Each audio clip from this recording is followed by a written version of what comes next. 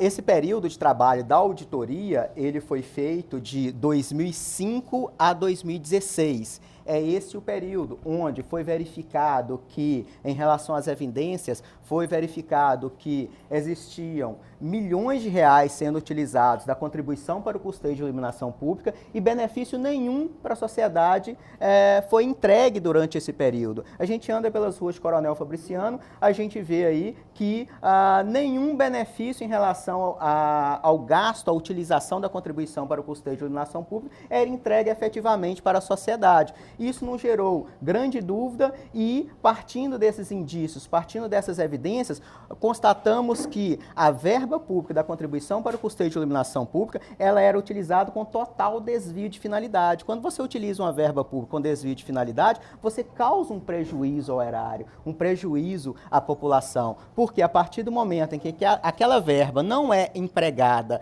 para aquilo que ela foi instituída, há um nítido prejuízo ao interesse público, um nítido prejuízo ao erário. E durante todos esses anos eram pagos a manutenção de semáforo, eram pagos ligações provisórias de energia, eram pagos sonorização, iluminação natalina, rede de cabeamento de prédios públicos, enfim, total desvio de finalidade. E isso, além de gerar o prejuízo ao erário, propiciava enriquecimento ilícito de terceiros. Basta lembrar que a empresa que fazia o serviço de manutenção de semáforos aqui é a Vision, e essa empresa ela tem como proprietário, tem como sócio, filho do segundo requerido na ação, filho do senhor Francisco Simões na ação. Então, assim, era uma atitude dolosa para que essa verba pública chegasse nos bolsos de pessoas pré-determinadas. Parece que no processo de escolha eram sempre as mesmas 3 empresas? O que ocorre? Para a contribuição de custeio de iluminação pública, foram vários processos licitatórios em várias modalidades.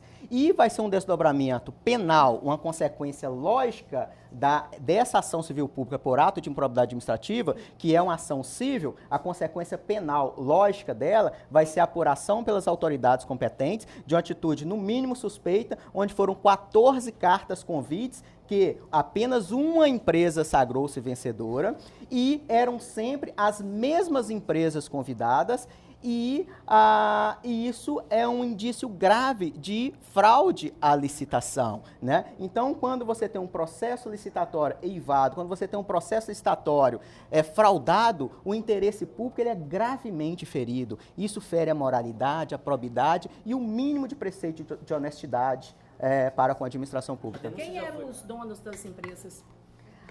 Os donos da empresa, seria necessário que a gente não informasse agora para até uma questão de sigilosidade em relação à apuração penal que está em andamento, né? A apuração penal administrativa que vai desaguar exatamente em uma notícia crime em desfavor de todos os envolvidos. Então, não seria conveniente que a gente relatasse aí quais seriam os envolvidos, né? Doutor, se apurado... Quais são os próximos passos a partir de agora? A denúncia não se trata tecnicamente de uma denúncia, se trata de uma ação civil pública por ato de improbidade administrativa, que podemos sim chamar de uma denúncia, né? Mas é uma ação civil pública por ato de improbidade administrativa. E a denúncia vai ser na fase penal, no processo penal, que é um desdobramento lógico dessa ação civil pública. Nós vamos apresentar notícia-crime para apurar essa fraude à licitação e esse prejuízo ao erário no ponto de vista penal. Então, essa denúncia ainda ela será apresentada no âmbito penal e nós já temos a ação civil pública por ato de improbidade administrativa já distribuída e concluso ao juiz de direito da Vara da Fazenda Pública Local para determinar a indisponibilidade de bens dos envolvidos nessa ação. Doutor Denner, esses gestores, eles já estão sabendo desta ação que vocês entraram aí no governo municipal ou ainda serão notificados? Eles ainda serão notificados oficialmente. De forma extraoficial, eles já sabem que o processo ele é público, várias pessoas já acessaram o processo no site do Tribunal de Justiça de Minas Gerais. Extraoficialmente, sim, eles estão sabendo, mas oficialmente ainda não foram notificados. No caso da iluminação, o que eles podem ser? Em caso de condenação, eles podem ter suspensos seus direitos políticos, eles podem ser proibidos de contratar com o poder público e receber benefícios fiscais, eles podem perder eventual função pública, eles podem ser multados e eles podem ainda ser condenados a um ressarcimento integral do dano e além de uma consequência eleitoral que é a inelegibilidade por 8 anos a partir aí do cumprimento da pena, que a suspensão dos direitos políticos ela ocorre por 5 anos. Então, de todas essas condenações, eles ainda podem ser considerados inelegíveis. Nós fomos procurados, né, pela população, informando de indício de superfaturamento naquilo que era a decoração natalina que vinha acontecendo ao final de cada ano aqui na nossa cidade. E daí nós propusemos à Câmara Municipal um requerimento para a formação de uma comissão especial de inquérito, para investigar aquilo que era cobrado pela população. Bom, e aí isso foi feito no ano de 2015, já no ano de 2016, estando à frente da presidência da Câmara, nós instituímos a comissão e essa comissão, né, ela fez o seu trabalho com um assessoramento técnico e constatou desvio de finalidade da aplicação dos recursos arrecadados com a COSIP, também superfaturamento naquilo que é a decoração natalina nos anos de 2012, 13, 15 e 16. Além do fato de que também constatou que aquilo era um serviço que não poderia ter o pagamento feito com a COSIP. Então, além daquilo que foi também o uso em vários prédios públicos com pagamento dessa mesma contribuição. Então, isso nós fizemos o quê? Ao final dos trabalhos, nós fizemos o encaminhamento do relatório para o Ministério Público, que, por sua vez, instaurou um inquérito civil.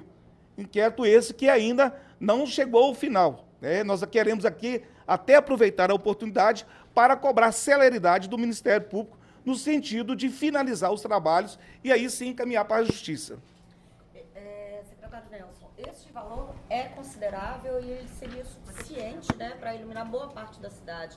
Como que ele poderia ser aplicado na tecnologia atual? Bom, considerando nós como gestores do atual contrato de iluminação pública, que nós denominamos de Nova Fabri Luz, né? E transformarmos o valor da monta que está na ação em coisas físicas, surpreende muito, né? Daria para você fazer aí, em tese, considerando 2.188.000, você fazer 70 quilômetros de rua com iluminação de um lado só ou 35 onde a rua requer postes dos dois lados. Para ter ideia, isso dá mais ou menos 2.500 postes, né, de iluminação pública.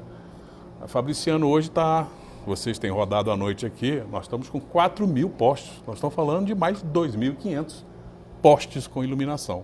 Então esses números são grandiosos demais e extremamente impactantes para a questão de retorno à população, ao município em si, né? O período auditado por essa equipe compreendeu os anos de 2005 até 2016.